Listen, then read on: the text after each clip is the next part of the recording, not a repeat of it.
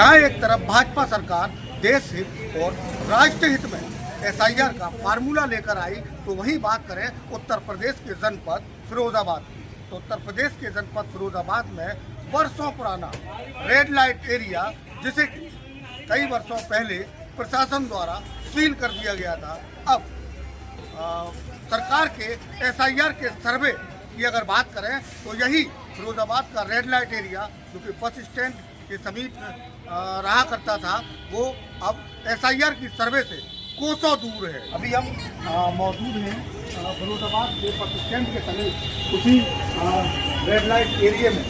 सामने मेरे से गली देख सकते हैं। किसी दौर में, किसी ज़माने में यह रेड लाइट एरिया की ये गली साफ तौर पर बड़ी चैकी और भीड़भाड़ वाली हुआ करती थी, लेकिन वहीं आज आप देख रहे हैं एक लंबे समय से इस रेड लाइट एरिया की इस गली में पूर्ण रूप से सन्नाटा पसरा हुआ है। मेरे पीछे आप देख सकते हैं कि सन्नाटे की ये तस्वीर साफ कैमरों में आप देख सकते हैं कि मकानों की अगर बात करें तो मकानों की स्थिति जर्जर स्थिति में है।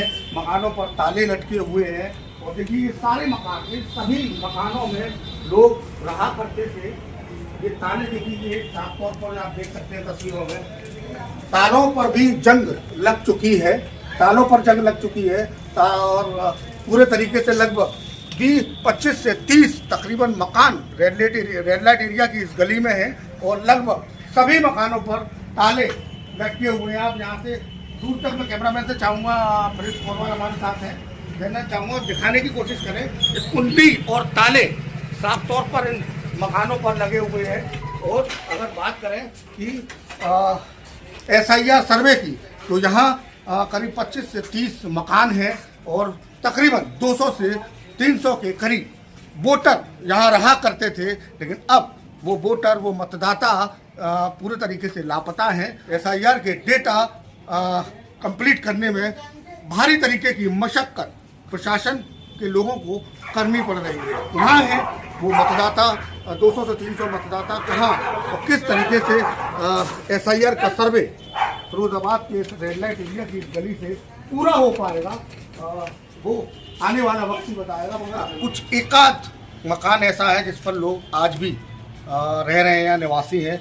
एक सज्जन है हमारे साथ, उनसे बात करते हैं। भैया क्या नाम है आपका?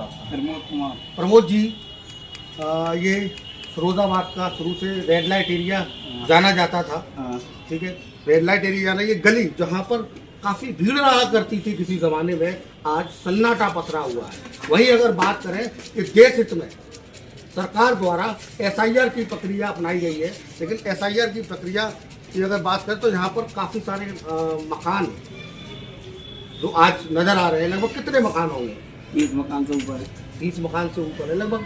अगर 30 मकानों की आबादी की अगर बात करें, कितने लोग यहाँ रहा करते थे? सब मिला के 350 से ऊपर होगी। 350 से तकरीबन 300 से 350 के बीच में लोग रहा करते थे। तो जैसे SIR की जो प्रक्रिया हो रही है, मतदाताओं को वोटर थे, वोट भी डालते थे, यहाँ पर रहा करते थे, तो आज किस तरीके से कहाँ गए, कुछ पता चला? कोई कहीं है, कोई कहीं है, कोई कहीं है, किसी का कोई पता नहीं है। किसी का कोई पता नहीं है। कोई बम्बई है, कोई दिल्ली है, कोई जिसका जिधर वो हुआ। आपका वोट है, आपकी फैमिली में सबका है। तो ये जितने भी मतदाता हैं, तो क्या मान के चलेंगे कि कैसे आपके पास आपने SIR का फॉर्म भरा था, कंप्लीट किया? तो आपको लगता है कि राष्ट्रीय अगर देश के हित की बात करेंगे तो वोट का डलना भी बहुत जरूरी है। ऐसा आप क्या मानते हैं? आपके SIR का सर्वे चल रहा है, प्रक्रिया चल रही है, आपने आपकी भी पूरी हुई होगी SIR, फॉर्म भरा था आपने SIR में? कितने लोग हैं? तो BLO जैसे आए होंगे, BLO या कहीं प्रशासन की कोई टीम आई यहाँ? अरे BLO को तो बुला के थक गए। जी जी, नहीं, कोई नहीं, कोई टीम नहीं आई जी। आप क्या कह रहे हैं? BLO लेडीज थी कोई जी, उनको हमने फोन कर करके थक गए जी, वो नहीं आई। तब जाके लास्ट में हमारा निकलने को डलता है वोट जी। अब लास्ट में हाँ आ जाएंगे और हम भी अपना काम करते हैं, तो अपने काम पे हम बिजी है, तब आप कॉल कर रहे हो कि हम आ रहे हैं, तो हम अपने काम छोड़ के आ जाएं? ये नहीं हो सकता ना। आप यही रहते हैं? हाँ, यही कौन सा मकान है आपका? हमारा लास्ट में है, गली बंद में। क्या नाम बताया आपने अपना? सौरभ। नहीं तो क्यों मना किया, मतलब आपने? अरे उन्होंने, हमने कॉल किया, हमारा फॉर्म भर गया, हमने सब कुछ भर दिया, जो भी प्रूफ लगाने थे हमने लगा दिए। आप लेके तो जाओ, लेके नहीं जा रहे हो। अभी आ जाएंगे, कल आ जाएंगे, 1 घंटे बाद आ जाएंगे, कैसे आ जाएंगे? हमारा भी तो काम है, आपका काम है तो हमारा भी तो काम है ना।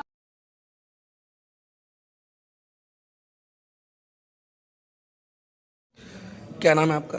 मेरा नाम शालिनी। अच्छा, आप बीएलओ हैं? जी। आप पे कौन कौन से इलाके इस समय हैं? मेरे पास जैन मंदिर आगरा गेट के पास का गली नंबर 1, 3 और 4। अरे किस तरह की दिक्कतें आ रही हैं आपको एसआईआर फॉर्म भरने में? सबसे पहली प्रॉब्लम तो यही है कि गली नंबर 1 जो कि रेड लाइट एरिया है, अभी कुछ टाइम पहले ही पूरा एरिया सीज कर दिया गया था, तो वो खाली हो गया है। वहाँ मेंबर नहीं मिल रहे हैं मुझे, फैमिली का भी कोई भी मेंबर नहीं मिल रहा, तो मैं साइन किससे करवाऊँ? प्रॉब्लम ये है, कैंडिडेट नहीं है तो डिटेल कहाँ से लाएँ, उनका फॉर्म किसको रिसीव कराएँ, फॉर्म किससे लें, तो ये सारी मुझे प्रॉब्लम बहुत हो रही हैं। फॉर्म पे साइन करने वाला कोई भी नहीं है कि हम साइन कर देते हैं, लाओ कोई कैंडिडेट नहीं है यहाँ तो हम प्रॉब्लम नहीं है साइन कर देते हैं, इसके लिए भी कोई एग्री नहीं है सर।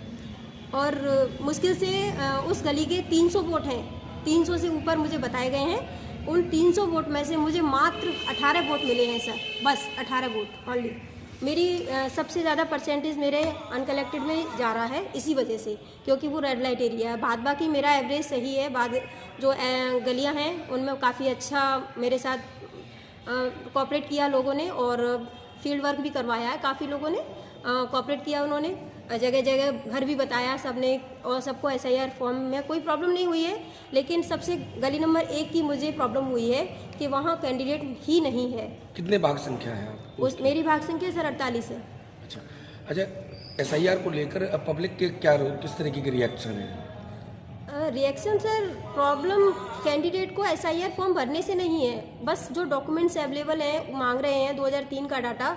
बहुत से कैंडिडेट काफ़ी समय से रह रहे हैं, लेकिन वो उनके पास प्रूफ नहीं है, इस वजह से उनका एसआईआर फॉर्म नहीं भर पा रहा है, तो बहुत प्रॉब्लम आ रही है।